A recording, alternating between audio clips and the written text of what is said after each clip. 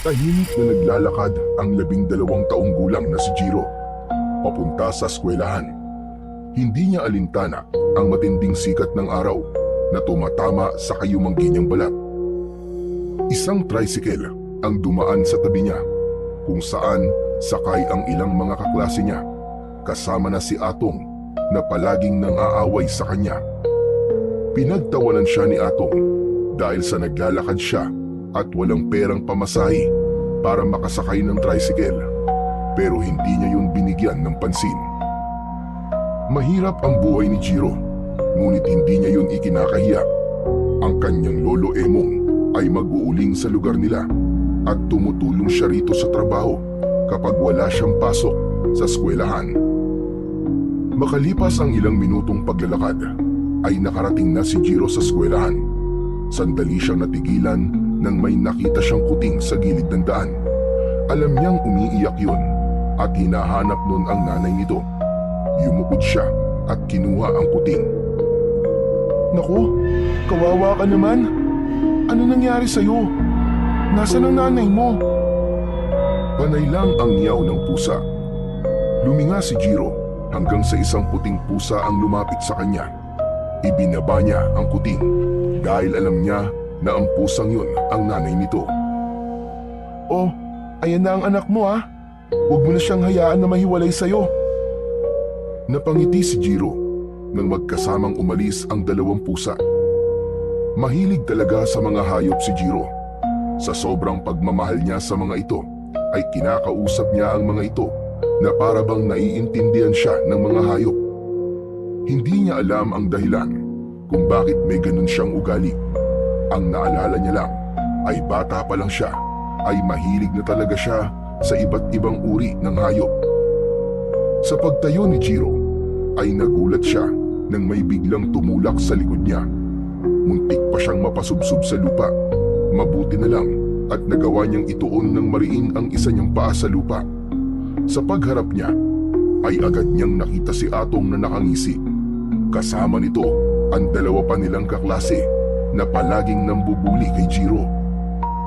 Yumuko si Jiro, hindi siya nagsalita at nagsimula na siyang maglakad patungo sa kanilang silid-aralan. Pero mahigpit siyang hinawakan ni Atong sa braso. Atong, malapit na magsimula ang klase. Kailangan na nating pumasok. Wala akong pakialam. Ano naman yung ginawa mo kanina ha?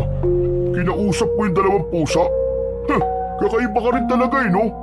Ano sabi ng pusa sa'yo? Bakit ba palagi kayo nakikialam sa ginagawa ko?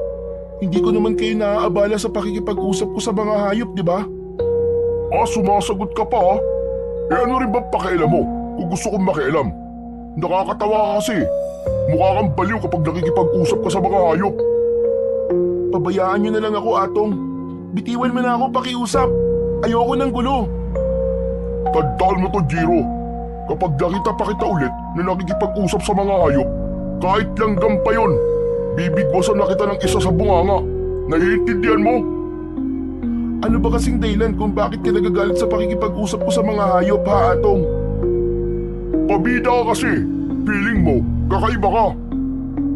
Marahas na binitiwan ni Atong ang braso ni Jiro. Nagmamadaling lumayo si Jiro kina Atong at pumasok na siya sa kanilang silid-aralan. Umupo siya sa kanyang upuan na nasa pinakasulok ng huling row. Yumuko siya nang maramdaman niyang nagnilid ang kanyang mga luha. Ang totoo, hindi niya talaga maintindihan sina Atong kung bakit palagi siyang binubuli ng mga ito. Sa tingin naman niya ay hindi naaapektuhan ang mga tao sa kahit na anong paraan ng ginagawa niyang pakikipag-usap niya sa mga hayop. Sadyang nais lang ng mga ito na maramdaman na mayroong mga estudyanteng gaya niya na takot sa mga ito.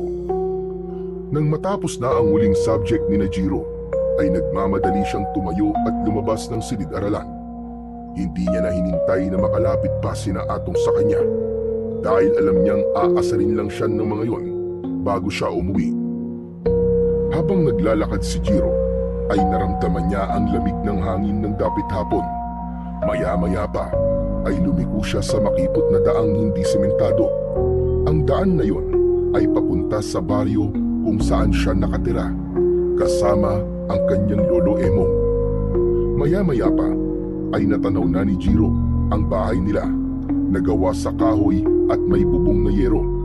Sa harapan nun ay merong 2 puno ng mangga na tuwing tag-init ay hitik sa bunga.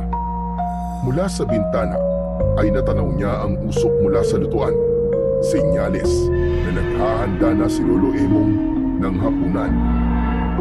Pagpasok ni Jiro sa bahay ay naamoy niya ang halimuyak ng nilulutong sinigang na baboy.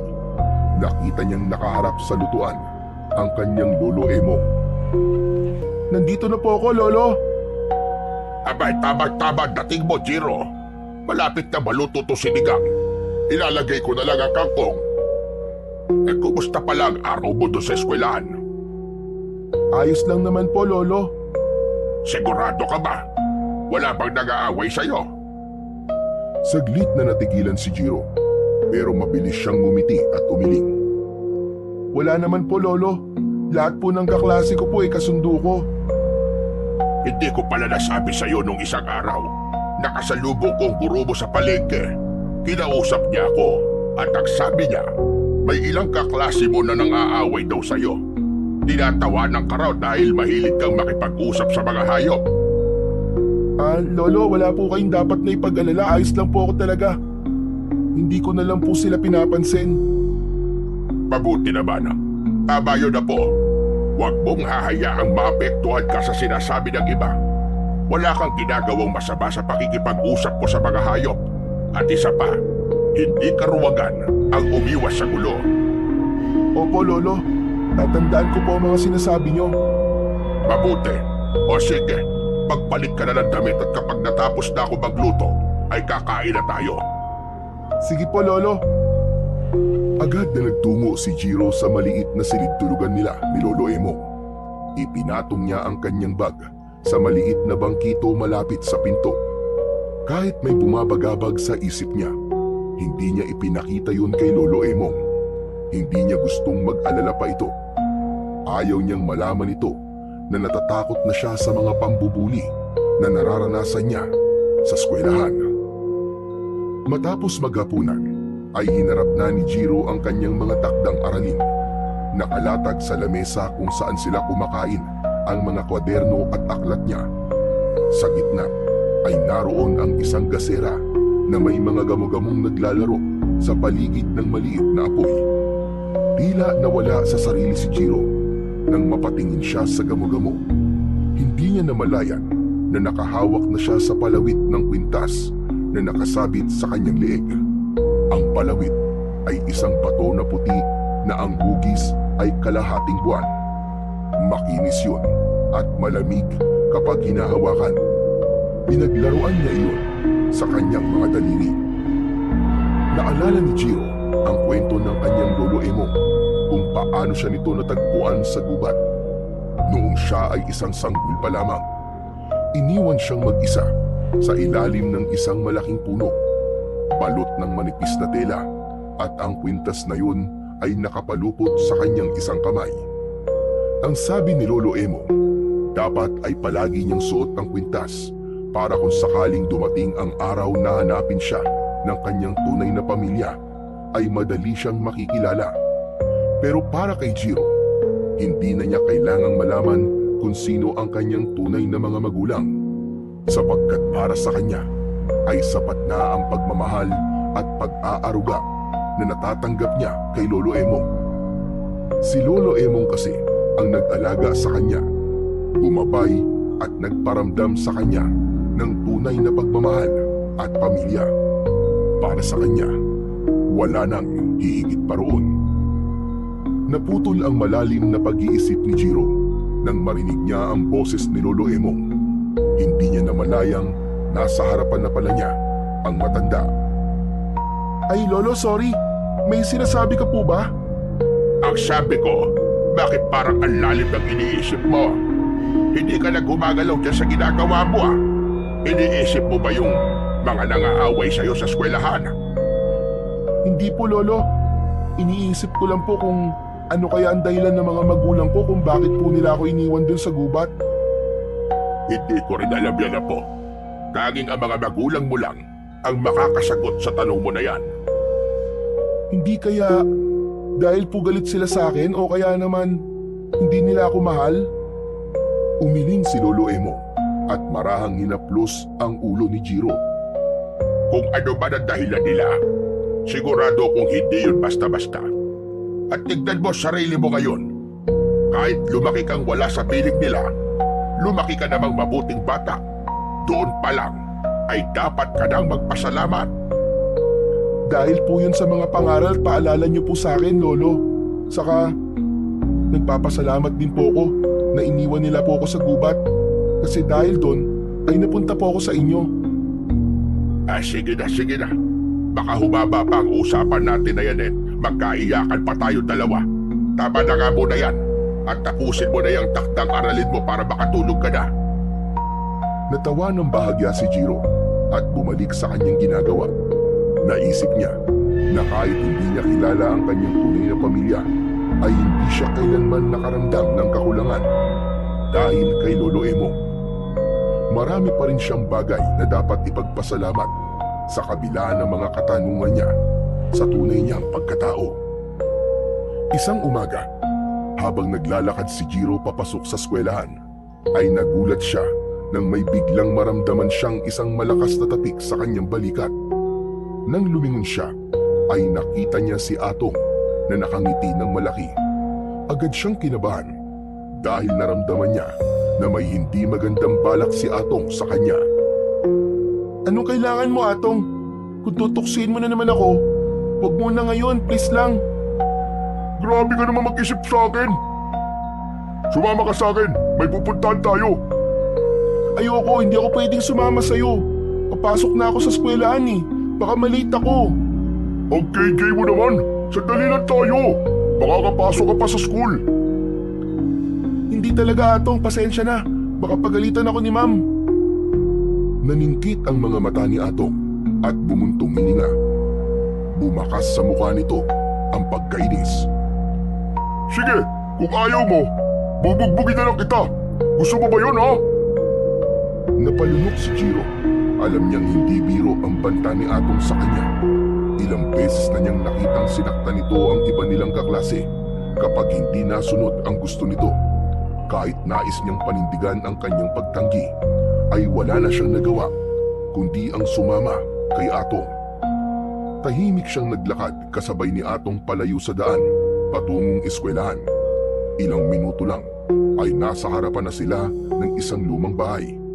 Mataas ang bakod nun at sa harapan ay may isang malaking puno ng kaimito na hitik sa bunga.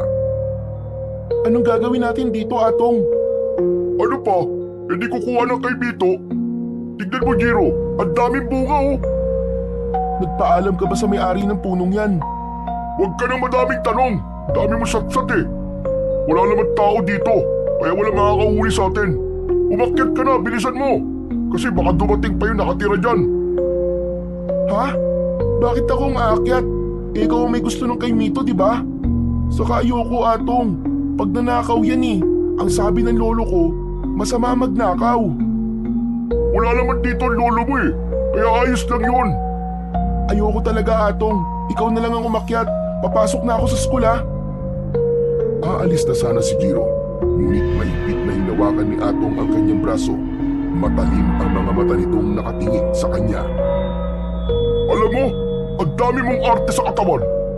Kapag sinabi kong aakyat ka, Jiro. O baka gusto mong dito pa kita gulpin? Nanginig sa takot si Jiro habang nakatitig kay Atong. Sigurado siya na kung hindi siya susunod ay sasaktan talaga siya nito. Napalunok siya at dahan-dahang umakyat sa bakod ng lumang bahay. Pagkasampa niya sa itaas, mabilis siyang bumaba sa bakuran at agad siyang sinundan ni Atong. Palinga-linga si Jiro. Kinakabahan siya dahil baka mamaya ay may makakita sa kanila. Ako na magbabantay sa ibaba. Iagis mo na lang sa akin yung mga bunga makukuha mo. Bilisan mo na, umakyat ka na! Napatingin si Jiro sa puno ng kaimito. Mataas yun, kaya medyo kinabahan siya. Pero wala na siyang nagawa, kundi simulan ang pag-akyat. Habang paakyat siya, ay nagulat siya sa malakas at walang tigil na pagtahol ng aso. Nakita nila sa gilid ng bahay ang isang malaking asong itim. Nakatali yon sa isang posting bakal. Tila nagising ito sa presensya nilang dalawa. Galit na tumatahol ang aso sa kanila at tila nais nitong makawala mula sa pagkakatali. Naku Atong, may aso! Umalis na tayo, baka lapain pa tayo niyan! Nakatali naman eh. Tumigil ka na nga sa kakareklamo mo. Bilisan mo na. Hindi tayo aalis dito hanggat wala tayo nakukuhang kay Mito. Walang nagawa si Jiro, kundi ituloy ang pag-akyat. Maingat niyang pinili ang matatabang sanga upang masiguro na hindi siya malalaglag hanggang sa marating niya ang bahagi ng puno na may pinakamaraming bunga. Kumuha siya ng mga hinog na kay Mito at isa-isang ibinato pababa kay Atong na mabilis namang sinalo nito. Ngunit hindi tumigil ang aso sa pagtahol. Lalong lumalakas ang tahol ng aso hanggang sa nakita ni Jiro na naputol na ang tali ng aso. Nanlaki ang mga mata niya nang sumugod ang aso kay Atong. Atong! Takbo! Bilis! Napasigaw sa takot si Atong. Nagmamadali itong umakyat sa bakod. Ngunit sa pagmamadali nito ay nakabitaw ito at bumagsak ito ng paupo sa lupa. Nang makita ni Jiro na ilang tipa na lang ang layo ng aso kay Atong, ay malakas siyang sumigaw. Wag! Tumigil ka! Biglang huminto ang aso na para bang naintindihan nito ang sinabi ni Jiro. Ngunit patuloy itong umangil habang ang mga mata ay nakapako pa rin kay Atong na nanginginig na sa takot. Mabilis na bumaba si Jiro mula sa puno. Lumapit siya sa aso at kinausap niya ito. Pasensya na. Alam kong mali ang ginagawa namin. Gusto lang kasi namin ng kay Mito. Pero huwag kang mag-alala kasi aalis na kami. Basta't huwag mo kaming sasaktan ha. Sige na, bumalik ka na sa pwesto mo. Tahimik na tumitig ang aso sa kanya. Tumalikod ito at bumalik sa tabi ng bakal na poste. Hindi na inisip muna ni Jiro kung paano niya nagawang mapasunod ang aso. Agad niyang tinulungan si Atong na makatayo. Hindi na ito umimik. Mabilis nilang inakyat ang bakod at tumalon sa labas. Matapos ang nakakatakot na pangyayari na yon, ay magkasabay nang naglakad sina Jiro at Atong papunta sa kanilang eskwelahan. Napansin ni Jiro ang pananahimik ni Atong. Nakatulala ito at bakas pa rin ang takot sa mukha. Atong, ayos ka lang ba? Biglang tumigil si Atong sa paglalakad. Bago pa makapagtanong ulit si Jiro, ay nakita niyang namuo ang luha sa mga mata ni Atong. Bigla itong umatungal ng iyak at laking gulat ni Jiro nang bigla siyang yakapin ni Atong ng mahigpit.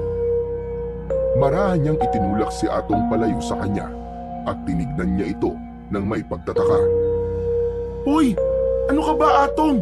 Ano nangyayari sa'yo? Jiro, akala ko kasi mamamatay na ako kanina eh. Akala ko lalapain na ako ng asong yun eh. Huwag mo nang isipin yon. Ang mahalaga, nakaligtas tayo.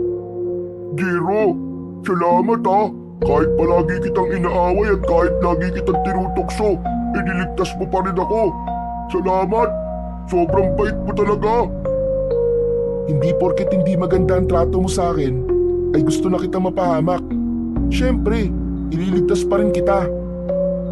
Patawad sa lahat ng ginawa ko sa'yo, Jiro ha. Sorry talaga, hindi ko na uulitin yun. Atong, pinapatawad na kita. Hindi naman kasi ako nagtatanim ng galit sa isang tao eh. Salamat ulit, Jiro ha. Sobrang bait mo pala talaga at wala naman talaga akong dahilan para maging masama sa'yo. Nang iligtas mo ako kanina, napagtanto ko kung gaano ako kasama sa'yo noon. Tumingin si Atong kay Jiro habang bakas pa rin sa mukha nito ang pagsisisi. Kalimutan na lang natin yon, Atong. Gaya ng sinabi ko sa'yo kanina, hindi ako marunong magtanim ng galit. Hayaan mo, Jiro. Bilang ganti sa ginawa mong pagliligtas sa buhay ko, hindi na kita aawain kahit kailan. At kung may mga away sa'yo, ako Akong bahala sa kanila. Bubugbugin ko silang lahat. Gusto mo ba yon? Natawa ng bahagya si Jiro sa sinabing yun ni Atong. Atong, hindi mo na kailangan bugbugin ng mga nangaaway sa akin. Alam mo ba, na isa sa itinuro ng lolo ko sa akin na hindi sagot ang karahasan sa kahit na anong bagay. Saka, sigurado ko na wala nang mga away sa akin. Kasi, ikaw lang naman ang umaaway sa akin eh.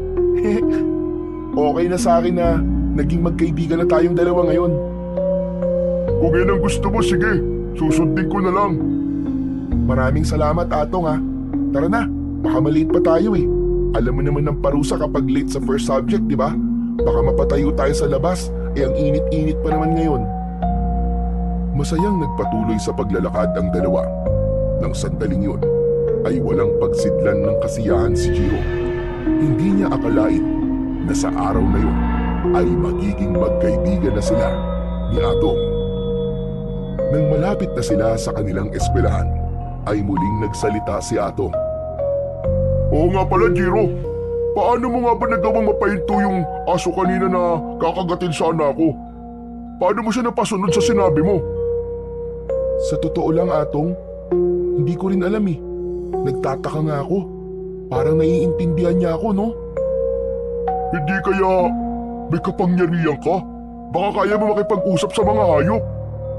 Ano ka ba, Atong? Imposible naman yun. Hindi ako isang engkanto o superhero, no?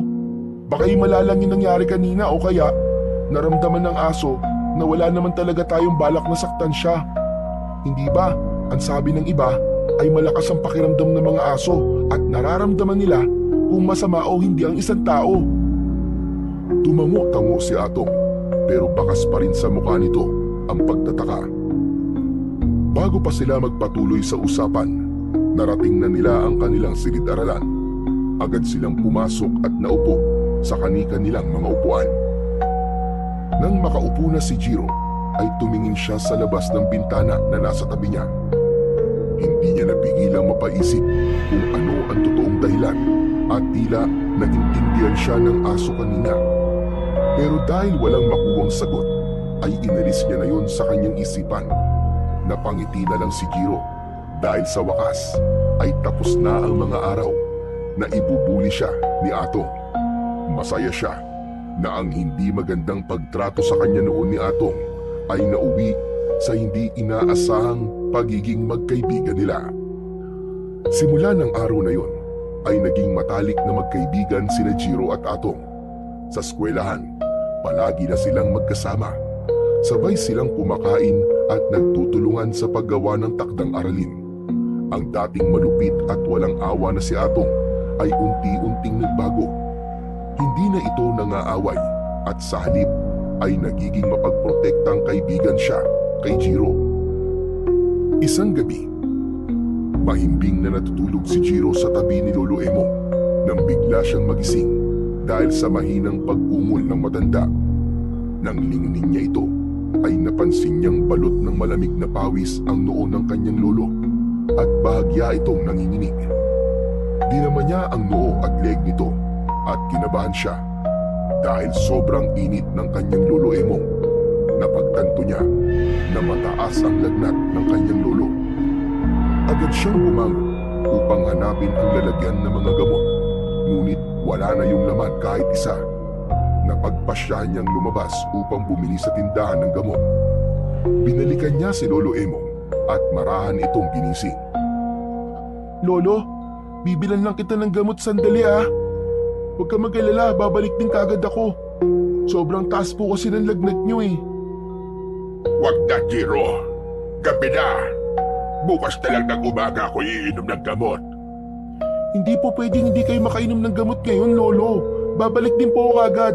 Huwag po kayong mag-alala sa akin. Mabilis na kumuha ng barya si Jiro at lumabas na siya ng bahay. Tahimik ang paligid habang naglalakad si Jiro sa madilim na kalsada. Sarado na ang lahat ng tindahan sa kanilang baryo, kaya napilitan siyang maglakad patungo sa kabilang baryo kung saan ay may bukas pang tindahan. Pagkatapos makabili ng gamot, agad siyang naglakad pabalik sa kanila. Mabilis ang kanyang mga hakbang dahil sa pag-aalala niya para sa kanyang lolo. Ngunit habang naglalakad si Jiro, ay nakaramdam siya ng kakaibang kilabot. Sa di kalayuan, may naaninag siyang mga nilalang na dahan-dahang naglalakad. Mahahaba ang mga braso ng mga yun, balingkinitan ang mga katawan, at may kakaibang kilos na hindi tulad ng mga normal na tao. Nagimbal siya nang mapagtanto na mga aswang ang mga yun. Natigilan siya sa takot at agad na nagtago sa silong ng isang bahay. Habang pigil ni Jiro ang kanyang paghinga sa silong ng bahay, ay napansin niya ang isang aso sa tabi niya. Nataranta siya at natakot na baka tumahol ito at makuha ang atensyon ng mga aswang. Dahan-dahan niyang tinapik ang ulo ng aso at bumulong. Huwag kang maingay ha! Baka mamaya makita nila tayo! Laking gulat ni Jiro nang tila naunawaan siya ng aso. Hindi nga ito tumahol kahit hindi siya nito kilala. Sa halip ay tahimik lang itong tumingin sa kanya. Nanatili si Jiro sa kanyang pinagtataguan at umasa siya na lilisan ang mga aswang nang hindi siya napapansin. Maya-maya pa ay sumilip si Jiro mula sa silong at nakita niya ang mga aswang na palapit sa bahay na kanyang kinaroroonan. Halos pigilan niya ang kanyang paghinga. Hindi siya gumalaw habang unti-unting lumalapit ang mga nilalang sa pinto ng bahay. Hanggang sa isang malakas na kalabog ang umalingaw-ngaw. Napapitlag si Jiro nang wasaki ng mga aswang ang pinto ng bahay. Kasunod nun ay ang malalakas na sigawan mula sa loob. Nanginig si Jiro habang pinakikinggan ang mga panaghoy at sigaw ng mga taong nasa loob ng bahay. Narinig niya ang mga kalampag, ang mga yapak na nagmamadali at ang tunog ng mga kuko na pumupunit sa laman. Hanggang sa unti-unting tumahimik ang lahat. Wala na ang sigawan at ang paghingi ng saklolo. Nakahawak si Jiro sa bibig niya habang pinipigilan ang kanyang sarili na humihikbi. Ilang sandali pa, nakita ni Jiro na lumabas na ang mga aswang sa bahay at naglakad palayo hanggang sa tuluyan nang mawala ang mga yon sa kanyang paningin. Nanatiling nakatulala si Jiro sa ilalim ng bahay. Hindi niya magawang gumalaw. Nang medyo naimasmasa na siya, ay marahan siyang lumabas mula sa kanyang pinagtataguan. Hindi niya tinapunan ng tingin ang loob ng bahay dahil alam niyang hindi maganda ang makikita niya roon. Mabilis siyang tumakbo pauwi sa kanila. Pagkarating ni Jiro sa kanilang bahay, ay nakita niya si Lolo Emong na nakaupo sa papag habang umiinom ng mainit na salabat. Napatingin ito sa kanya at agad nitong napansin ang kanyang namumutlang muka at nanginginig na katawan. Nagdaliga, Jiro. Bakit parang takot na takot ka? May nagyari ba? Ayos ka lang ba po? Ano kasi Lolo may asong humabol po sa akin. Pero wag po kayong mag-alala kasi okay lang po ko. Tinitigan siya ng matanda na para bang sinusuri kung nagsasabi siya ng totoo o hindi. Saglit itong nanahimik bago tumango. At sabi ko kasi sa'yo, delikado na lumabas ng 10 oras ng gabi. Butit nakabalik ka na maayos. Tumango si Jiro at agad niyang iniabot ang biniling gamot kay Lolo Emong.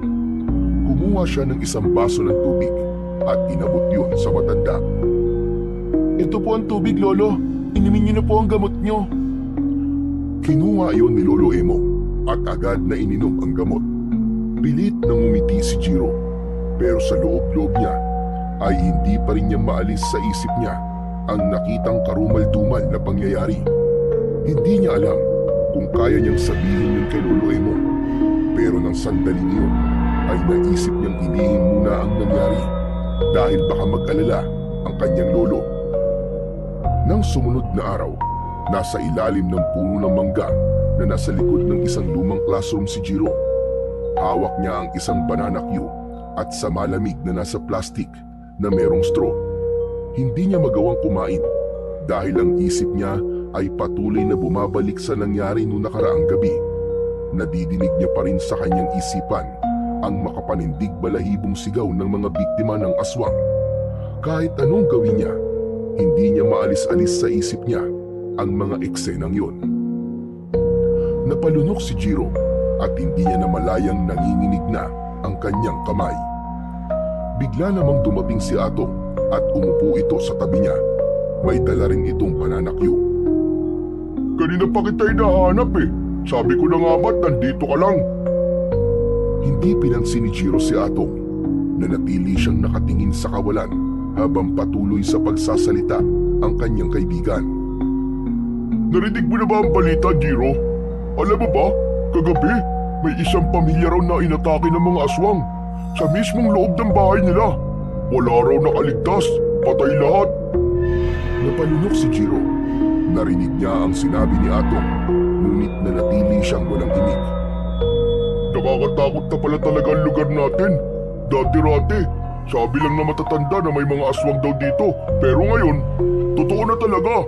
Gumagala na sila sa gabi. Hoy, kanina pa ako nagsasalita. Nakikinig ka ba? Nagising si Jiro sa malalim niyang pag-iisip. Agad siyang bumuntong hininga at bahagyang ngumiti ng pilit. Oo. Nakikinig ako, Atong. Parang hindi naman eh. Ano bang iniisip mo? Alam ko na yung nangyari kagabi. Ha? Paano? Kasi Atong, nakita ko sila. Yung mga aswang. Kagabi pauwi na ako sa bahay nang may nakita ako mga aswang sa daan. Agad ako nagtago sa silong ng isang bahay. Akala ko ligtas na ako doon. Pero hindi ko alam na yung bahay na yun ang mismong papasukin ng mga aswang.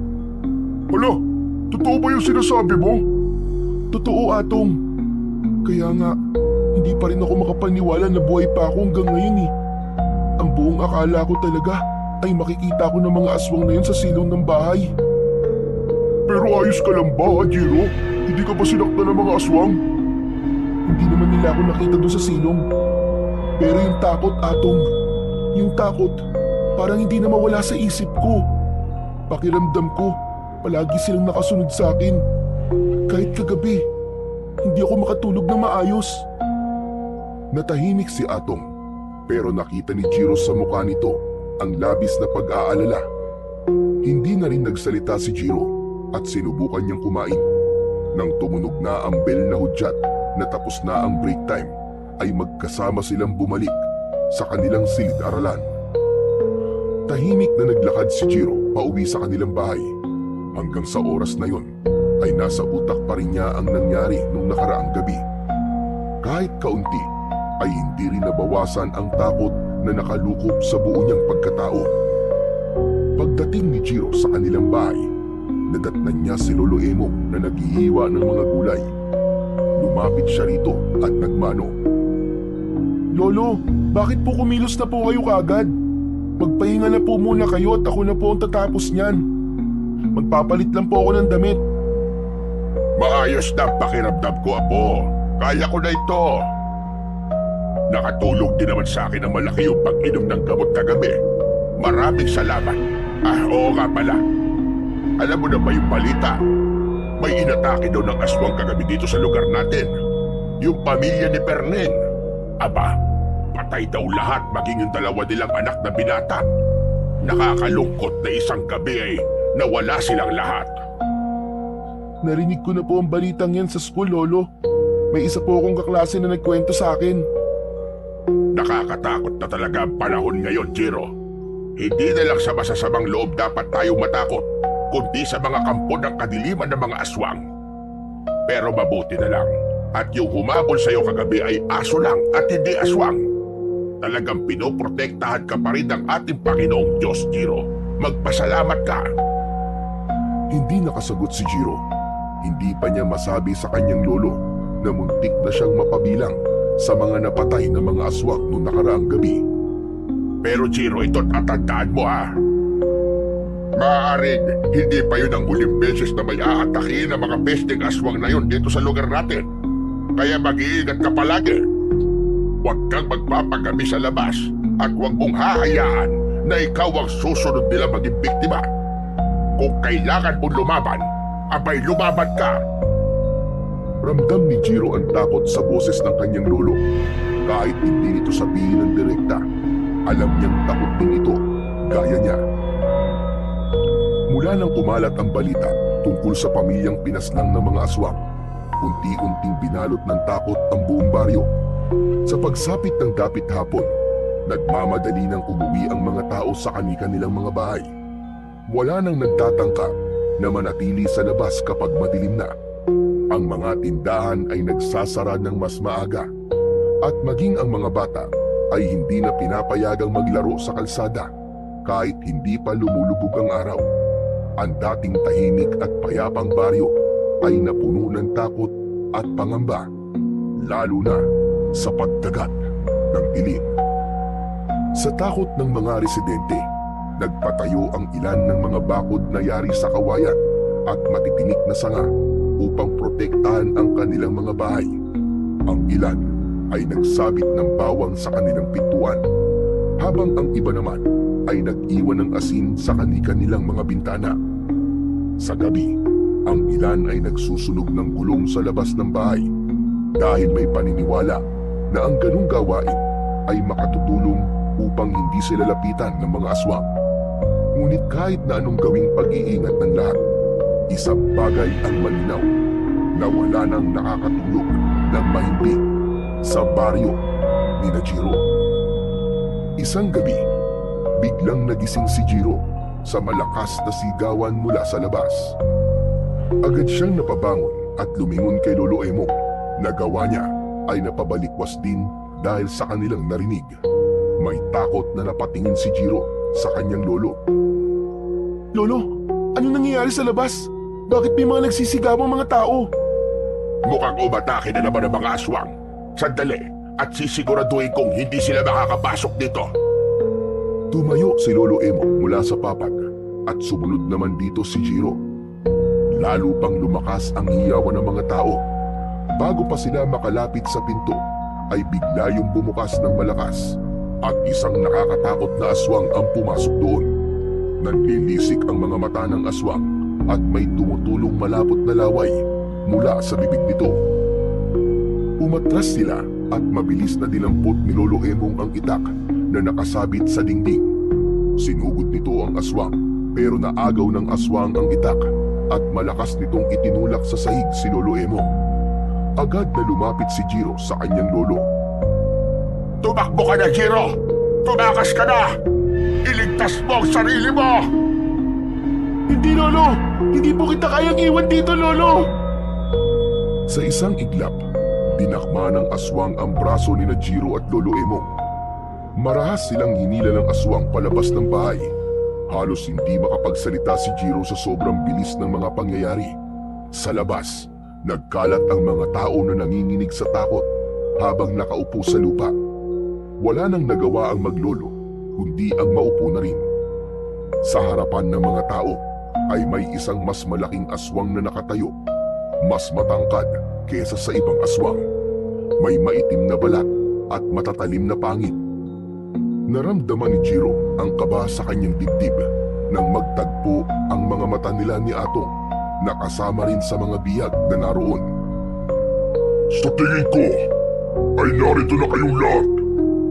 Magpapakilala muna ako para malaman niyo kung sino ang dapat niyong katakutan.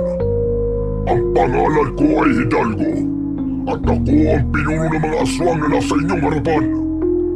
Nagtataka siguro kayo kung bakit kami narito.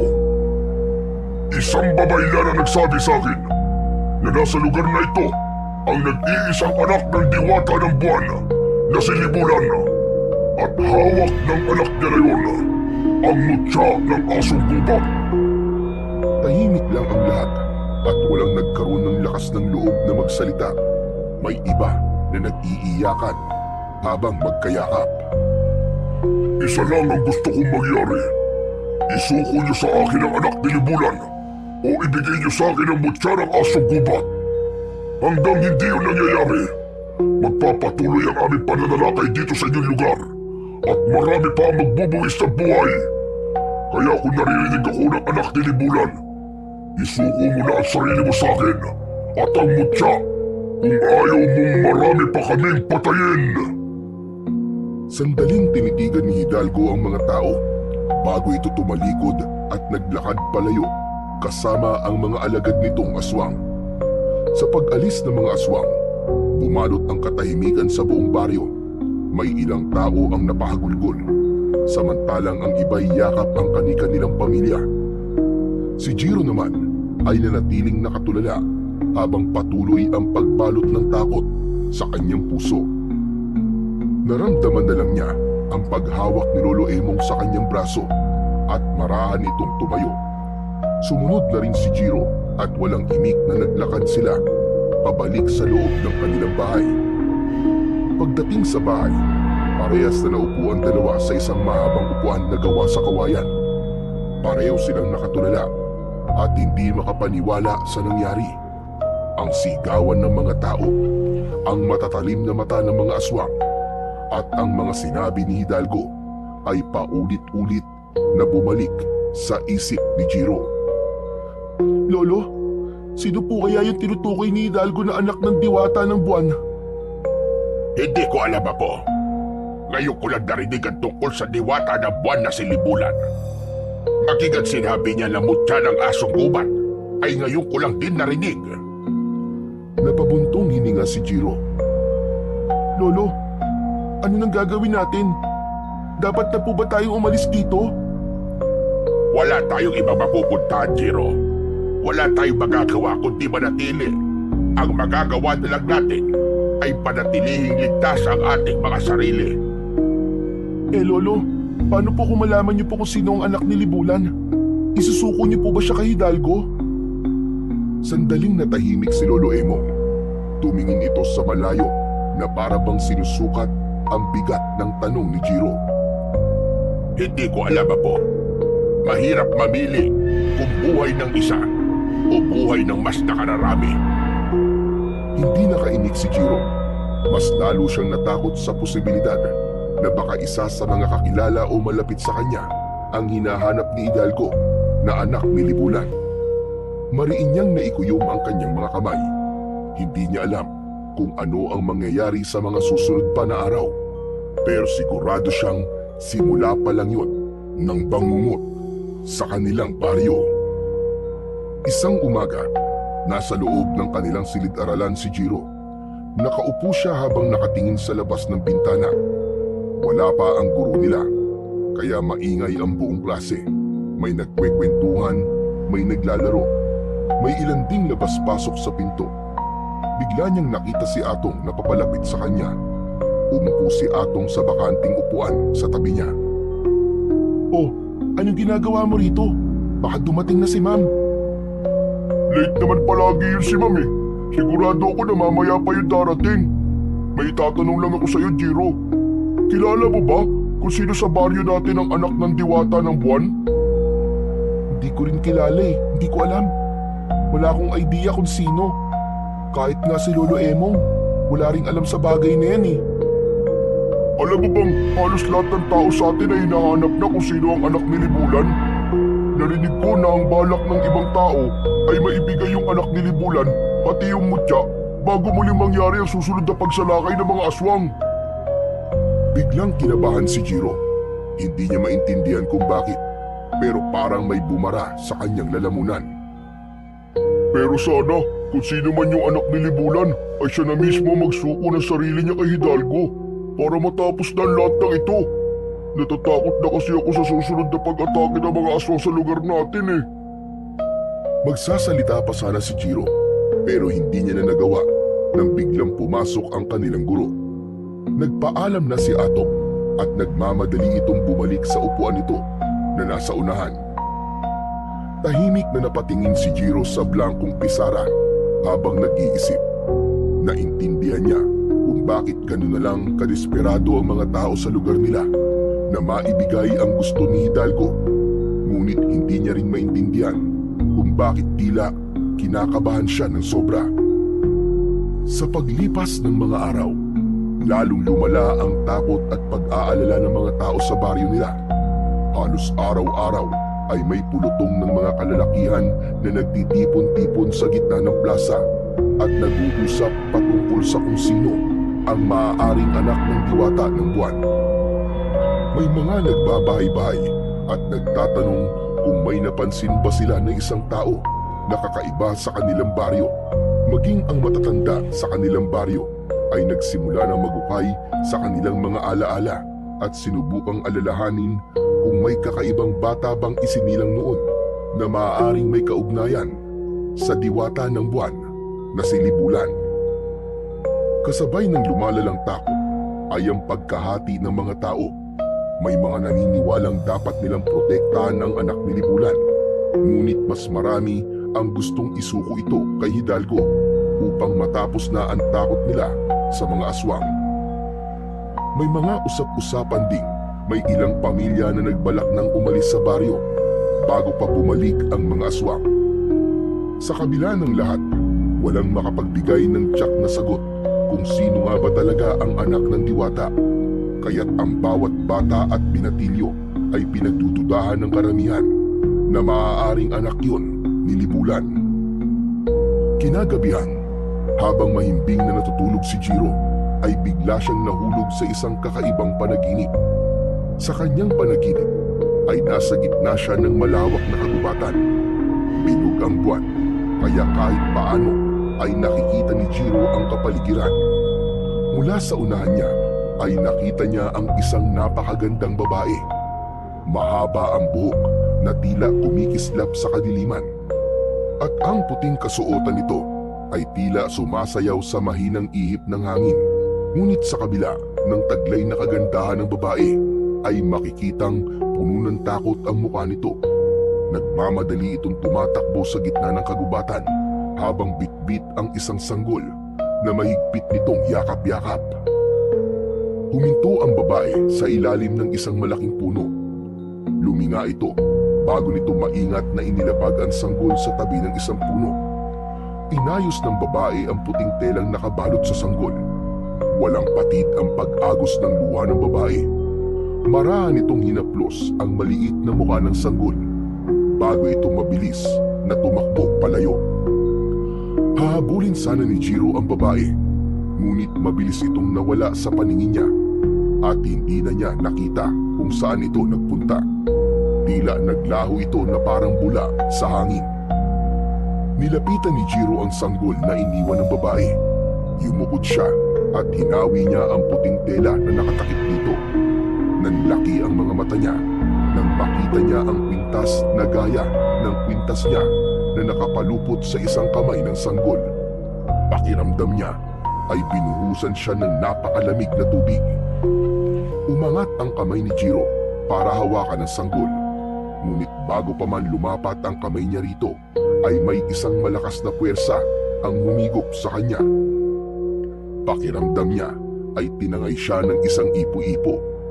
Mabilis na bumagsak ang kanyang katawan sa malamig at matigas na lupa. Sa pagmulat niya ng kanyang mga mata, bigla siyang napabalikwas ng bangon.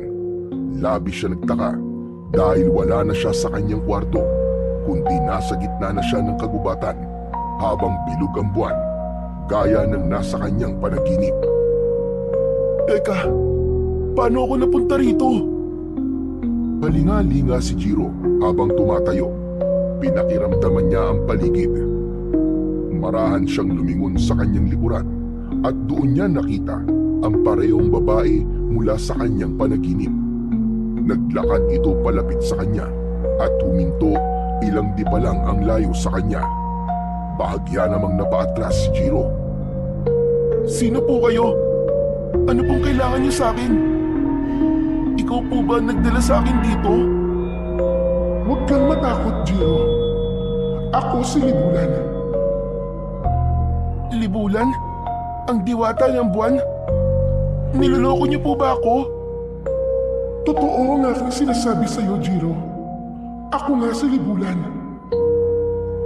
O sige, kung ikaw talaga si Libulan, sabihin mo nga sa akin kung sino ang anak mo na nakatira dito sa baryo namin.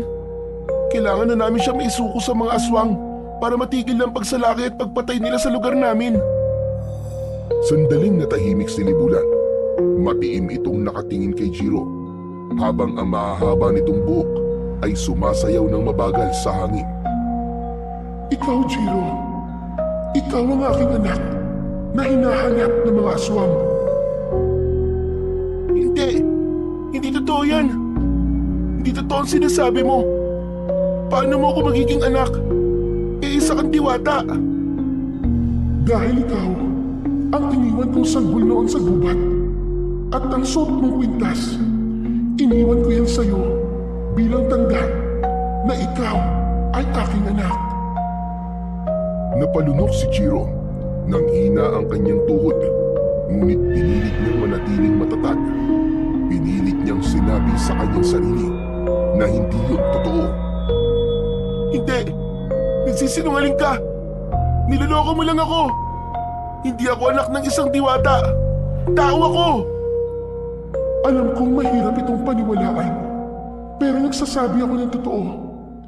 Iniwan kita sa gubat dahil nais kang patayin ng mga kalahi kong diwata. Isang kasalanan sa amin noon ang magkaroon ng anak mula sa isang mortal. Pinili kong iligtas ka sa halip na ipaglaban ka. Nanginig ang mga kamay ni Jiro. May kirot siyang naramdaman sa kanyang dibdib. Sa pagkakataon na yun, ay hindi niya na napigilan ang umiyak. Nangihina siyang napaluhod. Naramdaman niya ang katotohanan sa sinabi ni Libulan. Lumapit si Libulan sa kanya. Yumukod ito at hinaplos siya nito sa kanyang pisngi. Nang magtama ang kanilang mga mata, ay naramdaman niya ang pagmamahal nito sa kanya. Haring mo ko, anak. Kailangan kong gawin yun para iligtas ka.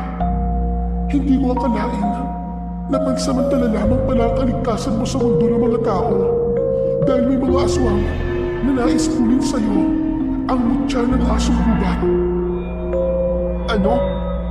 Nasa akin ang mutya ng asong gubat? Oo, Jiro. Sanggol ka pa lang ay tangan mo na ang mutya ng asong gubat. Ang kwintas na suot mo, yan ang mutya ng asong gubat. Hinawakan ni Jiro ang palawit ng kanyang kwintas at mataman niya itong tinitigan. Hindi siya makapaniwala na ang bagay na yon ang hinahanap ng mga aswang na maaaring magligtas sa baryo nila at sa lahat ng taong nakatira doon. Kung ganon, ano pong dapat kong gawin? May dalawa kang pagpipilian, anak. Maaari kang sumama sa akin sa mundo ng mga diwata. Kapag ginawa mo yun, magagawa kong buuin ang dugo mong diwata. Magiging isa kang ganap na nilalang ng liwanag. At hindi ka na mahahabol pa ng mga aswang. Ano po yung isa kong pagpipilian? Maaari kang manatili sa mundo ng mga mortal upang harapin ang mga aswang at ipaglalaban mo ang mga mahal mo sa buhay. Natahimik si Jiro. Sa isipan niya, naisip niya si Lolo Emo at si Atong na nag-iisa niyang kaibigan. Bukod doon, ay naisip niya rin ang mga tao sa baryo nila na patuloy na nabubuhay sa takot at pangamba. Kung pipiliin ko po manatili rito, paano ko po lalabanan si Hidalgo?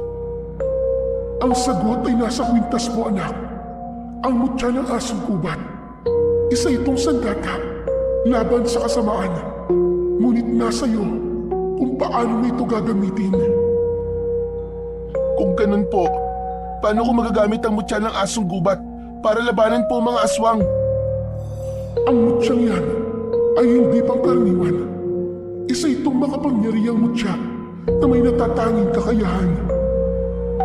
Ano pong ibig niyong sabihin? Sa oras na magising, ang kapangyarihan nito ay magiging mas malakas ka at mas mabilis kumpara sa isang normal na tao. Lahat ng sandata na iyong hahawakan ay magiging makapangyarihan. Magagawa mo maunawaan ang lahat ng uri ng hayop. Kung dati, ikaw lang ang nakikipag-usap sa kanila, ngayon ay makakausap mo at maiintindihan sila. At hindi lang yun, magkakaroon ka rin ng kakayahang magkanyang lobo o isang asong gubat kapag bilog ang buwan. Sa anyong yun, mas magiging malakas ka at mas makapangyarihan. At kapag tuwing bilog ang buwan, mararating mo ang rurok ng iyong kapangyarihan. Napalunok si Jiro. Hindi niya alam kung matutuwa ba siya o matatakot sa dami ng kayang gawin ng mutya ng asong gubat. Hindi niya kailanman inakala na may ganun pala siyang kakayahan. Ngunit dahil sa mga nalaman niya tungkol sa mutya ng asong gubat, ay isang bagay ang kanyang napagtanto. Hindi pala talaga pwedeng mapunta kay Hidalgo ang mutya. Tama ka, anak. Kung mapupunta ito sa kanya, gagamitin niya lang ito sa kasamaan. At huwag kang maniwala sa kasinungalingan niya. Natitigil siya sa pagsalakay sa inyong baryo. Kahit makuha niya ang mutya, magpapatuloy pa rin siya sa kanyang layunin na magasik ng lagim, hindi lang sa baryo niyo, kundi sa ibang mga lugar. Kung ganon, wala na talaga akong ibang pagpipilian. Hindi ko hahayaang mapunta sa kanya ang mutya. Hindi ko hahayaang sirain nila ang baryo namin. Buo na ang desisyon ko manatili rito upang labanan sina Hidalgo. Hindi na ako nagulat sa pinili mo, Jiro. Alam kong malaki ang pagmamahal mo sa baryong kinalakihan mo. Iginagalang ko ang iyong desisyon. At sa sandaling magising ka, ay magigising rin ang kapangyarihan ng mutya ng asong gubat.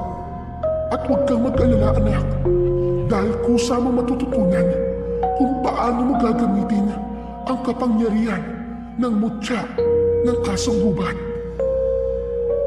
Bago pa man makapagsalita si Jiro, ay nakaramdam siya ng pagbigat ng talukap ng kanyang mga mata.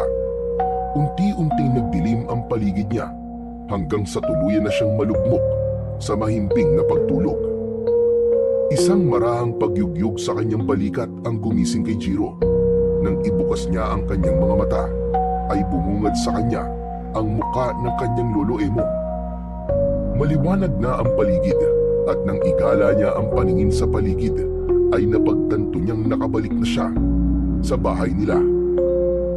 Lolo, ano pong nangyari? Jiro, bumangon ka na. Dapat malilate ka na sa eskwela. Masyado yatang napasarap ang tulog mo ah. Sige na, bumangon ka na at mag-almusal ka na bago pumasok. Napabalikwas si Jiro ng bangon nang marinig ang sinabi ng kanyang lolo Emo. Agad niyang tinungo ang bintana. Sa labas ay natanaw niyang mataas na ang araw. Naku po, malilate na nga po ako, Lolo. Mabilis niyang kinuha ang kanyang uniforme at nagmamadaling nagbihis. Hindi na niya naisip ang panaginip niya dahil ang tanging laman ng isip niya ng mga sandaling yun ay kung paano siya aabot sa klase nila nang hindi napapagalitan ng kanyang guro. Kinuha ni Jiro ang kanyang bag at isinukbit yun sa kanyang likod. Lolo, hindi na po ako makakapag-almusal. Kailangan ko na pong umalis. Malilate na po ako. Aba, teka lang. Hindi ka pwedeng umalis ng walang laman ng tiyan mo. Sa school na lang po ako kakain, Lolo. Nang makuha na niya ang baon niyang pera, ay nagmamadali siyang lumabas ng bahay at patakbong tinahak niya ang daan papuntang eskwelahan. Tinawag pa siya ni Lolo Emo para mag-almusal, ngunit hindi na niya pinakinggan ang kanyang lolo.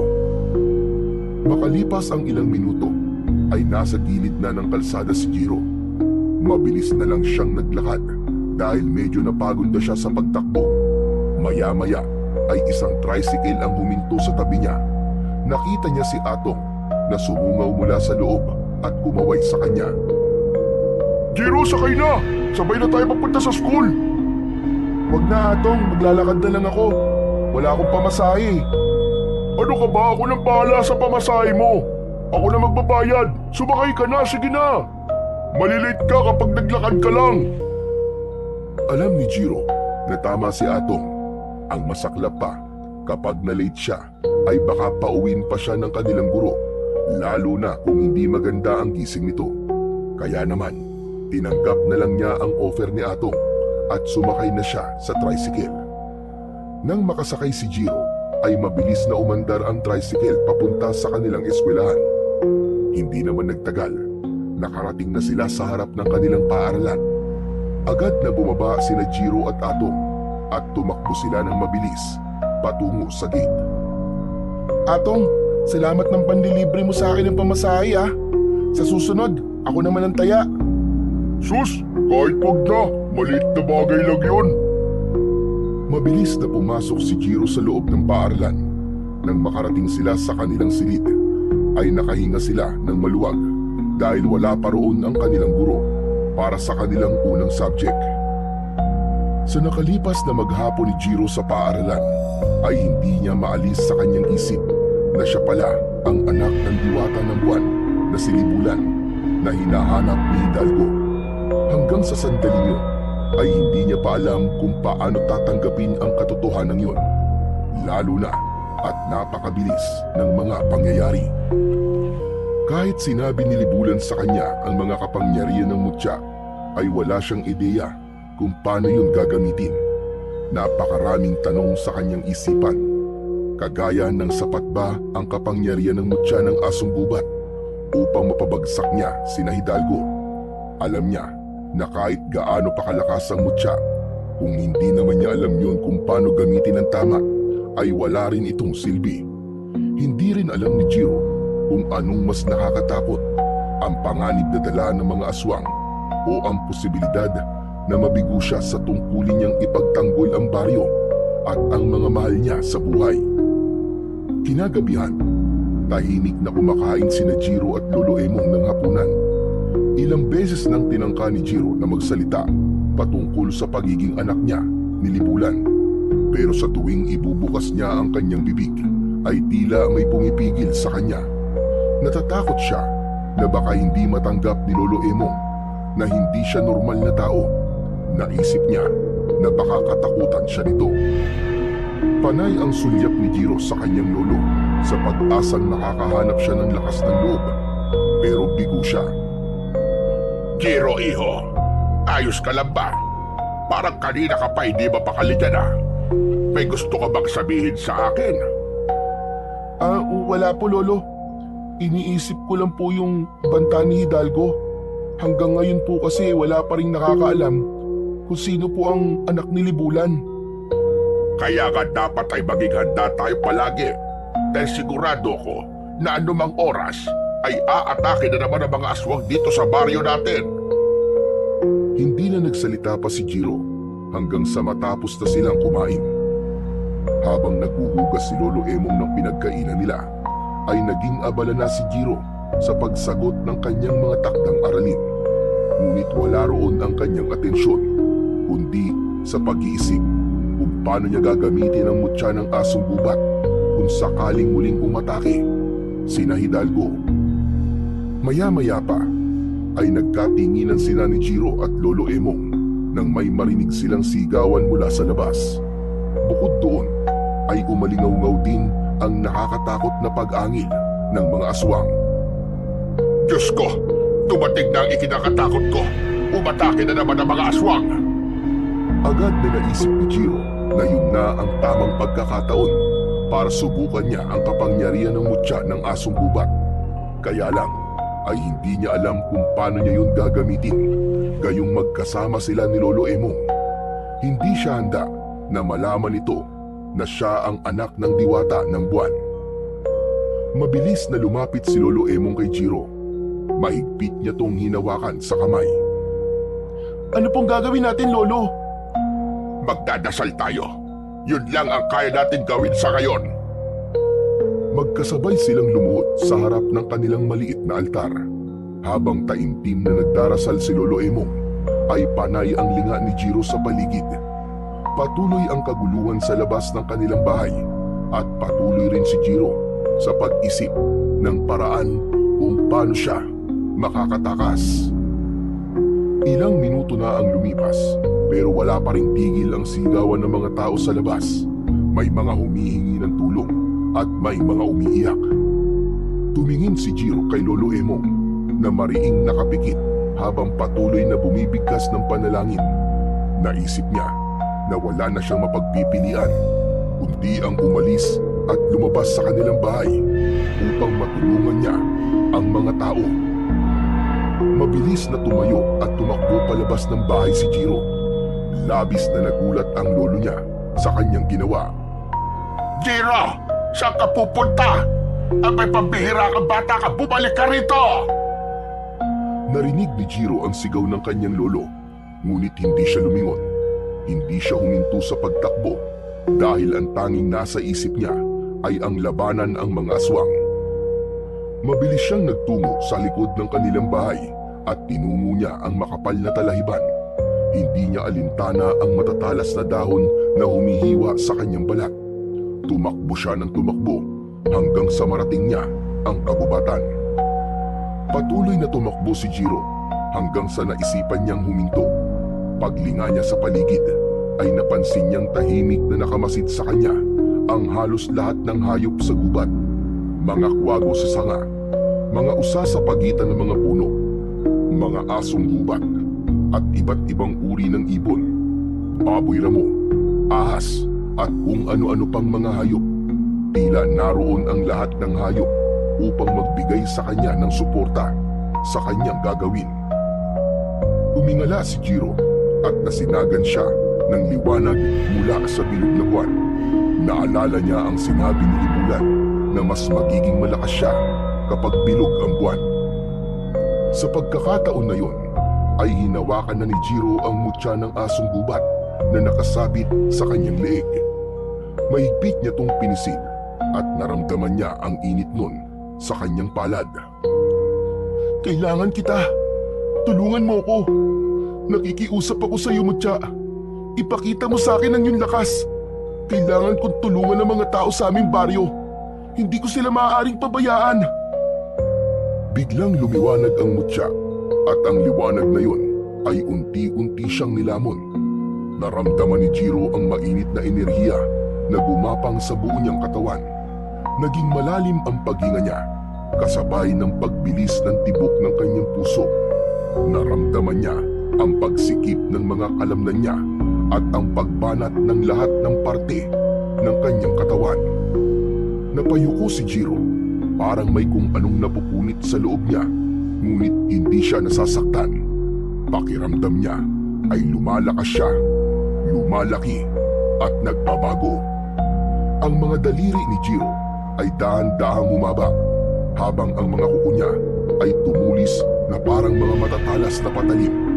Ang balat niya ay tinubuan ng malambot ngunit mahahabang puting balahibo. Naramdaman niya ang pagtalas ng kanyang pandinig, pandama at paningin. Hanggang sa sumabog ang liwanag at tuluyan nang natapos ang pagbabagong anyo ni Jiro. Tuluyan na siyang naging isang asong gubat na may puting balahibo. Marahan siyang tumayo sa kanyang 4 na paa. Ang katawan niya ngayon ay puno ng lakas at kapangyarihan na alam niyang magagamit niya sa pakikipaglaban sa mga nilalang na kung tawagin ay aswang. Huminga si Jiro ng malalim at isang malakas na alulong ang kanyang pinakawalan. Tumingin siya sa direksyon kung saan naroon ang kanilang baryo at mabilis siyang tumakbo sa direksyon na yon. Sa bawat takbang niya ay ramdam niya ang kakaibang lakas na meron siya. Habang palapit si Jiro sa baryo ay naamoy niya kagad ang lansa ng dugo sa hangin. Narinig niya ang iyakan ng mga tao, ang pagtili ng mga bata at ang nakakapanindig balahibong halakhak ng mga aswang. Nang makarating na si Jiro sa baryo ay bumungad sa kanya ang kaguluhan. Ang mga aswang ay nagwawala, sinisira ang mga bahay at inaatake ang mga tao. Mabilis na nagpunta sa gitna si Jiro at lahat ay napatingin sa kanya. Takot ang bumakas sa mukha ng mga tao nang makita siya ng mga ito, habang ang mga aswang naman ay huminto sa pag-atake. Naramdaman niya na nasindak ang mga aswang sa kanya. Mula sa kumpul ng mga aswang ay lumabas si Hidalgo. May malapad na ngiti ito habang matiim na nakatingin sa kanya. Sa wakas, nagpakita na rin ang anak ni Libulan. Hindi na natin kailangan maglaban. Ibigay mo lang sa akin ang mutya ng asong gubat. Kapag ginawa mo yun, ay hihinto na kami sa aming pag-atake at wala nang mamamatay. Naningkit ang mga mata ni Jiro. Alam niyang kasinungalingan lang ang sinasabi ni Hidalgo. Kaya naman, isang malakas na alulong ang pinakawalan niya bilang hudyat ng pagtutol niya sa sinabi ng pinuno ng mga aswang. Hindi na inintay ni Jiro na muling magsalita si Hidalgo at buong bilis siyang sumugod dito. Nagliyab sa galit ang kanyang puso. Ang lupa ay yumanig sa bigat ng kanyang hakbang. Ngunit bago pa siya makalapit kay Hidalgo, ay ilang aswang ang sumulpot mula sa kung saan at humarang sa kanya. Isang aswang ang lumundag patungo sa kanya. Mabilis siyang umikot at sinipa niya ito gamit ang mga paa niya sa likuran. Tumalsik ang aswang at bumagsak ito sa iba pang mga aswang. Muli siyang humarap at isa pang aswang ang sumugod sa kanya. Agad niya tong inundayan ng isang matalim na kagat sa leeg. Naputol ang ulo nito at agad itong bumagsak sa lupa. Dalawa pang aswang ang umatake mula sa kanyang tagiliran. Ngunit mas mabilis si Jiro kumpara sa mga yon. Umiwas siya at inilusot ang sarili sa pagitan ng mga ito at kinalmot niya gamit ang kanyang matatalas na kuko. Bumaon yun sa dibdib ng dalawang aswang. Napasigaw ang mga yun sa labis na sakit. Nang marahas na alisin ni Jiro ang pagkakabaon ng kuko niya sa dalawang aswang, ay sumambulat ang dugo ng mga yon at tuluyan ng binawian ng buhay ang dalawa. May isa pang sumugod mula sa likod ni Jiro. Naamoy niya ito bago pa man ito makalapit. Malakas niyang hinampas ang aswang na nasa likod niya gamit ang kanyang buntot. Lumipad ito sa ere at malakas na umampas ang likod nito sa isang malaking puno. Isa-isang sinakmal ni Jiro ang mga aswang na nakapalibot sa kanya. Pinunit niya ang laman ng mga ito at winasak ang mga katawan gamit ang kanyang matatalim na kuko at pangil. Ang lupa ay nadiligan ng itim na dugo ng mga aswang at ang mga sigaw ng mga ito dahil sa sakit ay umalingaw-ngaw sa buong paligid. Hanggang sa isang utos mula kay Hidalgo ang nagpahinto sa mga aswang. Tama na! Umatras na muna tayo! Hindi pa tayo tapos, anak ni Libulan.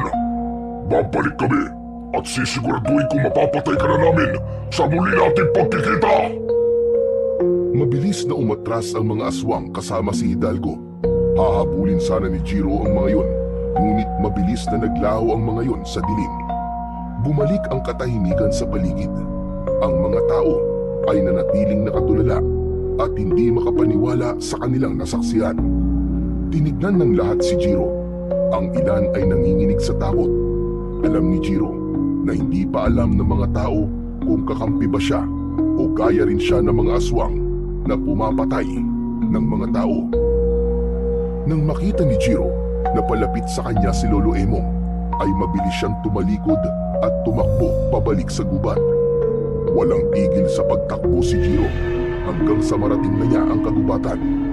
Habang tumatakbo siya, ay naramdaman niya ang init ng mutya na nasa loob ng kanyang katawan. Napahinto siya nang magliwanag ang buo niyang katawan at unti-unti siyang bumalik sa pagiging tao. Hinigop ng mutya ng asong gubat ang liwanag hanggang sa tuluyan ng naglaho ang liwanag na yon. Habol ni Jiro ang kanyang paghinga. Pagod na pagod siya sa naging laban niya kanina. Ngunit hindi niya maitatanggi na napakasaya niya dahil napatunayan niyang totoo ang kapangyarihan ng mutya. Bukod doon ay nagawa pa niyang mapaatras ang mga aswang. Makalipas ang ilang sandali, isang malamig na hangin ang naramdaman ni Jiro.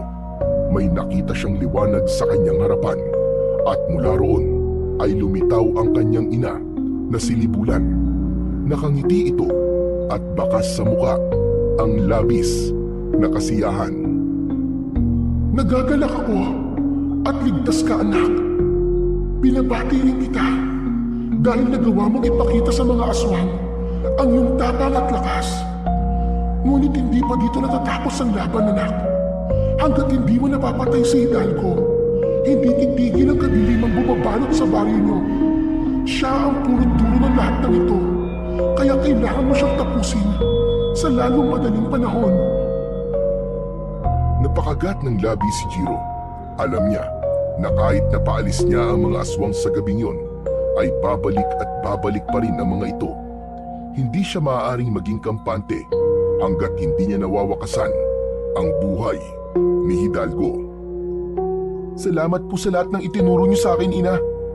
Salamat dahil binigyan mo ko ng pagkakataon na may pagtanggol ang aming baryo. Kung hindi po dahil sa inyo, hindi ko magagawa ang lahat ng ito. Maraang lumapit si Jiro. Ang tanging nais niya ng sandaling yun ay maramdaman ang yakap ng isang ina. Kaya naman, hindi na siya nagkaroon ng pagdadalawang isip na yakapin ng mahigpit si Libulan. Nagulat si Libulan, ngunit agad din itong gumanti ng yakap. Isa yung mahigpit na yakap na punong-puno ng pagmamahal. Sa unang pagkakataon, hindi na itinanggi ni Jiro sa kanyang sarili na may dugo siyang diwata. Buong puso niya nang tinanggap ang katotohanan na yon dahil napagtanto niya na kung hindi dahil sa ina niyang si Libulan ay hindi niya magagawa ang nagawa niyang kabayanihan ng gabing yun. Matapos na makausap ni Jiro si Libulan ay naglakad na siya pabalik sa kanilang bahay. Nang matanaw niya ang kanilang bahay ay nakita niya si Lolo Emo na nakaupo sa may hagdan. Nang lumapit siya rito ay agad itong tumayo at sinalubong siya. Jiro, pabihira ka bata ka sa kabagaling. Bakit ka tumakbo kanina? Pasensya na po, Lolo. Natakot po kasi ako nang marinig ko may mga aswang na umaatake. Baka po pumasok po sila sa loob ng bahay kaya po tumakbo po ako at nagtago po ako sa gubat. Saglit na natahimik si Lolo Emong bago bumuntong hininga. Asaway ka talagang bata ka. Pero hayaan mo na yon. Ang mahalaga ay ligtas ka. Pero sana naman, kung nais mo magtago, sabihin mo muna sa akin para alam ko at hindi ako nag-aalala sa'yo. Opo, Lolo. Biglaan po kasi hindi na po mauulit. Pero alam mo ba ang nangyari kanina? May isang malaking puting asong gubat ang dumating. Nilabanan nito mga aswang at napaatras niya ang mga aswang. Kung hindi dahil sa asong gubat na yon, baka mas marami pang namatay na mga tao. Talaga po? Ibig sabihin, meron na po pala tayong tagapagtanggol laban sa mga aswang. Sana nga. Sana totoo ngang tagapagtanggol ang asong gubat na yon. Hindi nakaimik si Jiro. Nais niyang sabihin sa lolo niya na hindi nito dapat pagdudahan ang puting asong gubat sa layunin nito kung bakit ito nakipaglaban sa mga aswang. Pero mas pinili niyang manahimik na lamang. Hala, sige na. Bukas na lang natin pag-usapan ito at matulog ka na. Alam kong pagod ka rin. Tumango si Jiro. Pumasok na sila sa kanilang bahay at dumiretso sila sa papag. Pagkahiga ni Jiro ay agad niyang naramdaman ang pagod mula sa naging laban niya kanina. Sa isang iglap, napapikit siya at agad na nilamon ng mahimbing na pagtulog. Maliwanag na nang magising si Jiro. Napahikap siya at tumingin sa paligid. Medyo tanghali na. Alam niya na hindi siya ginising ng lolo niya dahil wala siyang pasok sa eskwelahan. Bumangon na siya at nagtungo sa hapagkainan. May nakahain na doon na kanin, pritong isda at pritong itlog. Nagtimpla siya ng kape at nagsimula na siyang mag-almusal. Napangiti si Jiro nang maalala ang nangyari noong nakaraang gabi. Hindi pa rin siya makapaniwala na nagbago siya ng anyo at naging isa siyang asong gubat. Maya-maya pa, bumukas ang pinto at pumasok si Lolo Emong na may dalang isang bayong na puno ng gulay. Magising ka na pala, Jiro. Mabuti. Para may katulong ako magluto mamaya. Saan po kayo galing, Lolo? Nagpunta ako sa palengke kanina. Habang papunta nga ako ron, ay nakasalubong ko yung kaklase mong si Atong. Hinahanap ka nga eh. At sabi ko ay tulog ka pa. At sabi niya, may hihiramin daw siyang libro sa'yo. Sabi ko eh, puntahan ka na lang rito. Nagpunta na ba siya? Hindi pa po. Tuloy-tuloy po kasi ang tulog ko eh.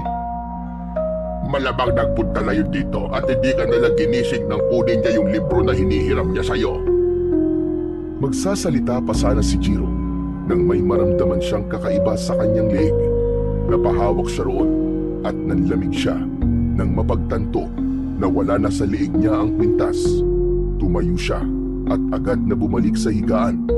Hinanap niya sa mga unan at kumot ang kwintas, ngunit hindi niya yon natagpuan.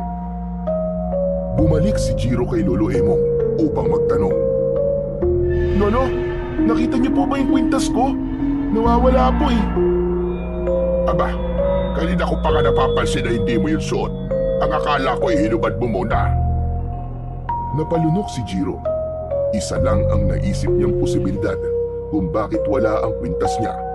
Tanging si Atong ang naisip niyang salarin dahil ito lamang ang pumasok sa bahay nila. Kaya hindi na siya nagdalawang isip. Nagmamadali siyang lumabas ng bahay at tinungo ang bahay ni na Atong. Walang tao roon nang dumating siya pero nakabukas ang pinto.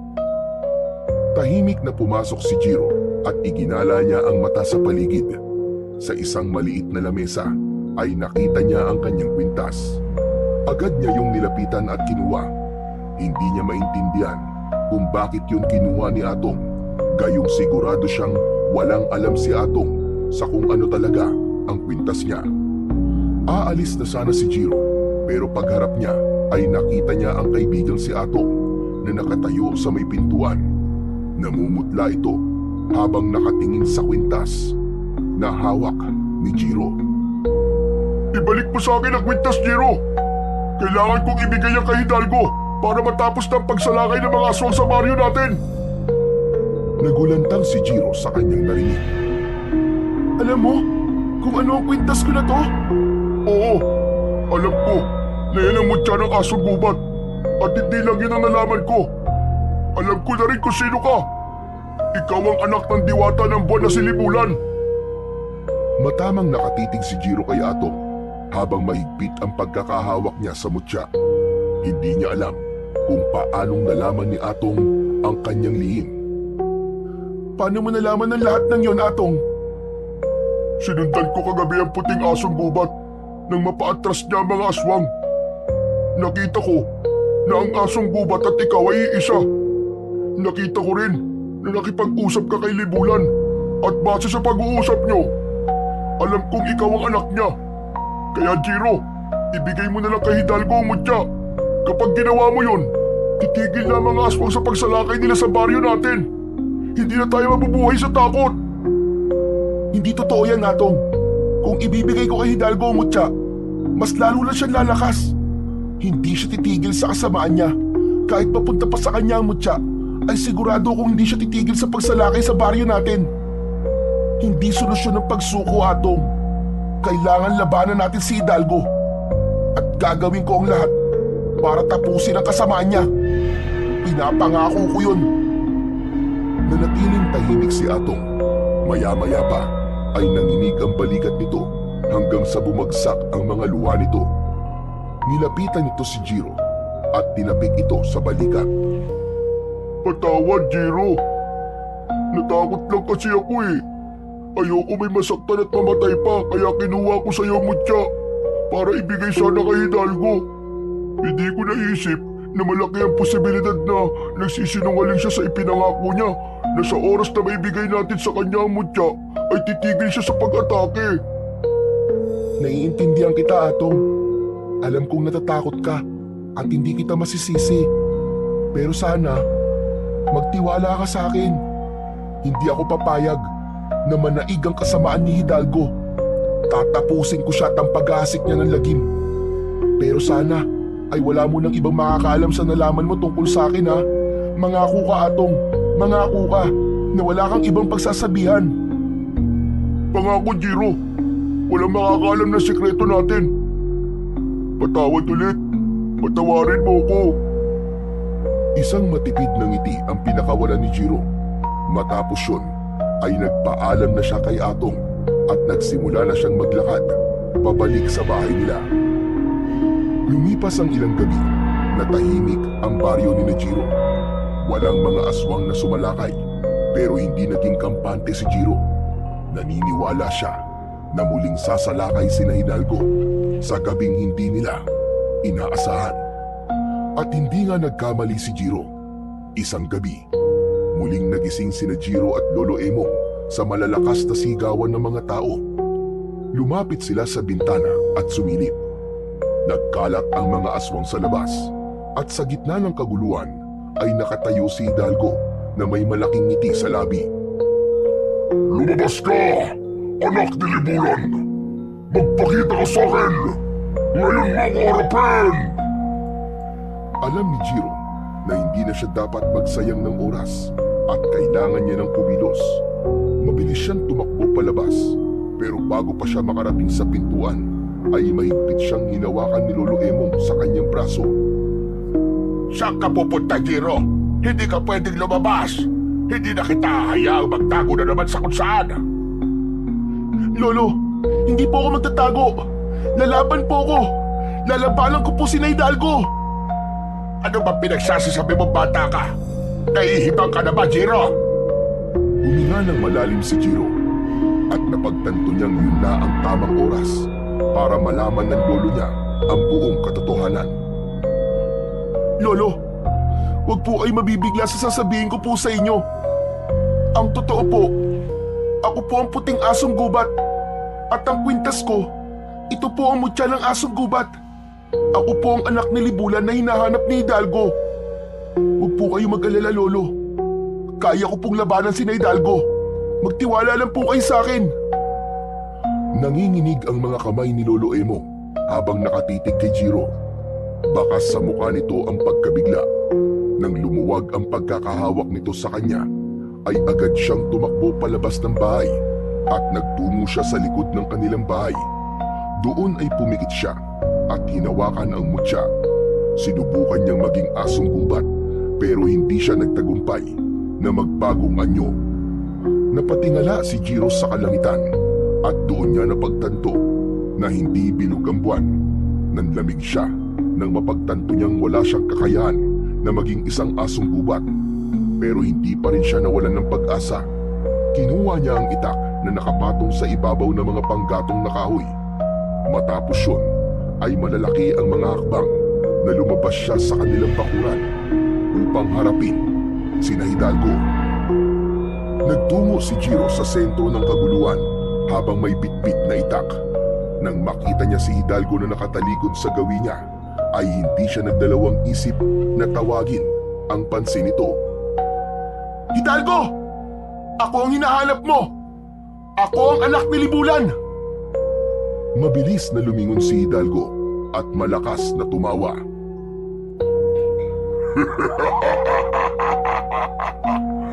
Ikaw nga ba ang anak ni Libulan? Ngunit bakit wala ka sa inyong asong gubat? Alam ko na. Dahil hindi bilog ang buwan ngayon. Tama ba ako? Akala mo ba ay hindi ko malalaman ang kahinaan mo? Bata, sinabi sa akin ng isang babayan na hindi ka magiging asong gubat kapag hindi buo ang buwan. Asong gubat man ako o hindi, pababagsakin pa rin kita! Kung ganoon, patunayan mong kaya mo ko, anak ni Libulan. Matapos yung sabihin ni Hidalgo, ay mabilis na kumilos ang mga aswang at sabay-sabay na lumundag ang mga yon papunta kay Jiro.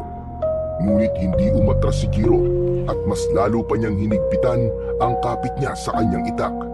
Sa isang mabilis na galaw, pinutol niya ang kamay ng isang aswang na umatake sa kanya. Isa pang aswang ang sumugod mula sa kanyang kanan. Ngunit mabilis niyang iniwasan ang matatalim nitong kuko at sinaksak niya ito sa tiyan. Hanggang sa pinahinto ni Hidalgo ang mga aswang sa pag-atake kay Jiro. Lumayo ang mga aswang kay Jiro at humakbang si Hidalgo palapit sa kanya. Gusto ko na ako mismo ang papatay sa'yo. At kapag napatay na kita, kukunin ko na sa'yo ang mutya ng asong gubat. Masyadong mataas ang pangarap mo, Hidalgo. Sa tingin mo ba, ay papayag ako na makuha mo ang mutya? Tumiim ang bagang ni Hidalgo at mabilis itong sumugod kay Jiro. Sinalubong ni Jiro si Hidalgo at iniwasan niya ang mga kuko nito na muntik nang bumaon sa mukha niya. Ngunit sa pag-iwas niya ay biglang sumulpot si Hidalgo sa likod niya at nagawa siya nitong kalmutin sa likod. Napadapa si Jiro sa lupa at nakita niya ang mga tao na nakatingin sa kanya.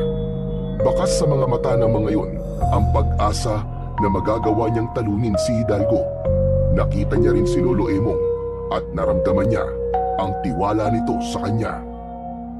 Tumayo si Jiro pero agad siyang inatake ni Hidalgo at bumaon ang mga kuko nito sa tiyan niya. Napaluhod siya uli sa lupa habang habol ang paghinga.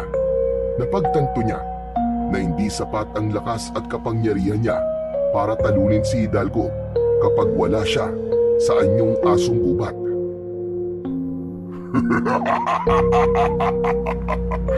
Nasaan na ang yabang mo kanina, bata? Wala kang laban sa kagaya ko! Bumagsak si Jiro sa lupa habang walang tigil ang pagbalong ng dugo sa mga sugat niya. Hanggang sa isang ideya ang pumasok sa kanyang isipan. Kahit nanghihina ay pilit pa rin siyang tumayo. Mahigpit niyang hinawakan ng mutya at ubod lakas siyang sumigaw. Mga hayop sa kagubatan! Tinatawag ko kayong lahat! Tulungan niyo akong paslangin ang mga halimaw na to! Ilang segundo lamang ang lumipas bago nagsimulang magkaroon ng kakaibang presensya sa paligid. May mga ibon na lumipad galing sa kagubatan. May mga ahas din na dumating. Maging ang mga baboy ramo ay lumabas mula sa masukal na kakahuyan. At ang iba pang mababangis na hayop mula sa gubat ay dumating bilang tugon sa pagsamo ni Jiro. Nagulat si Hidalgo nang makita ang pagdating ng mga hayop. Sabay-sabay na sinugod ng mga hayop si Hidalgo. Tinuka ito ng mga ibon sa muka. Ang mga ahas naman ay mabilis na gumapang sa katawan nito at nilingkis ito upang hindi makagalaw si Hidalgo. Ang iba namang hayop ay kinagat si Hidalgo. Walang nagawa si Hidalgo kundi ang sumigaw habang pinupuksa ito ng mga hayop. Nang makita ni Jiro na labis nang nahihirapan si Hidalgo, ay inutusan niya ang mga hayop na lubayan na si Hidalgo. Nang lumayo ang mga hayop kay Hidalgo, ay ginamit niya ang natitira niyang lakas at tumakbo siya ng mabilis patungo kay Hidalgo. Buong puwersa niyang itinarak ang itak sa tapat mismo ng puso ni Hidalgo na labis nitong ikinabigla. Nang hugutin ni Jiro ang itak, ay umikot siya at pinadaan niya ang talim ng itak sa leeg nito na agad nitong ikinasawi. Walang buhay na bumagsak sa lupa ang katawan ng pinuno ng mga aswang na si Hidalgo. Nang makita ng mga aswang ang kamatayan ng pinuno ng mga ito, ay takot na umatras at tumakas sa mga ito. Hinayaan lang ni Jiro na makatakas ang mga alagad ni Hidalgo, ngunit hindi niya kinalimutan na magbanta. Subukan niyong bumalik pa rito at sisiguraduhin kong magagaya kayo sa sinapit ng pinuno niyo! Walang tigil sa pagtakbo ang mga aswang hanggang sa tuluyan ng maglaho ang mga yon sa dilim. Nang wala na ang mga aswang, ay tinignan ni Jiro ang bangkay ni Hidalgo. Hindi pa rin siya makapaniwala na nagawa niyang mapatay ang pinuno ng mga aswang kahit wala siya sa anyong asong gubat. Ngunit alam niya na hindi niya yun magagawa kung hindi dahil sa tulong ng mga hayop sa gubat. Kaya buong puso niyang pinasalamatan ang mga yon. Nang bumalik na ang mga hayop sa gubat, ay nagbunyi ang lahat ng mga tao at lahat ay nagpasalamat kay Jiro. Maging si Atong ay masayang masaya at niyakap pa siya nito. Matapos siyang yakapin ni Atong, ay nagmamadaling lumapit si Jiro kay Lolo Emong at mahigpit niya itong niyakap. Lolo, tapos na po! Tapos na! Patay na po si Hidalgo! Ipinagmamalaki kita, Jiro. Hindi ako nagkamali na sinunod ko ang sinabi mo kanina na magtiwala ako sa iyo. Kaya naman kahit nakikita kong natatalo ka na, ay naniwala pa rin akong magtatagumpay ka. Maraming salamat po, Lolo. Pero hindi po ba kayo natatakot sa akin ngayong nalaman niyo na po kung sino talaga ako? Kahit ano o kung sino ka pa man, tanggap kita, Jiro. Ikaw pa rin ang apo ko. Ikaw pa rin ang Jiro na nakita ko sa gubat at pinalaki ko. Wala akong dahilan para matakot sa'yo, Apo. Nang marinig yun ni Jiro, ay tuluyan ang bumagsak ang mga luha niya dahil sa labis na kasiyahan. Bukod sa pagpaslang kay Hidalgo, ang pagtanggap sa kanya ni Lolo Emong ang pinakamahalagang bagay na nangyari sa buhay niya ng gabi na yun. Makalipas ang ilang buwan, unti-unting bumalik sa normal ang buhay ng mga tao sa baryo ni Jiro. Sa kabila ng katotohanang naiiba si Jiro sa lahat, tinanggap siya ng mga tao bilang isang bayani. Kasama si Lolo Emong, namuhay si Jiro ng tahimik at payapa. Paminsan-minsan, umaalis si Jiro upang makipagkita kay Libulan sa kagubatan. Bagamat nagdesisyon si Jiro na manirahan sa mundo ng mga tao, ay hindi pa rin huminto si Libulan na gampanan ang pagiging ina nito kay Jiro. Nang sandaling yun, ay wala nang mahihiling pa si Jiro, kundi ang maging habang buhay na ang kapayapaan sa baryo nila na minsang sinubok ng kadiliman, ngunit sa huli, ang liwanag at kabutihan pa rin ang namayagpag.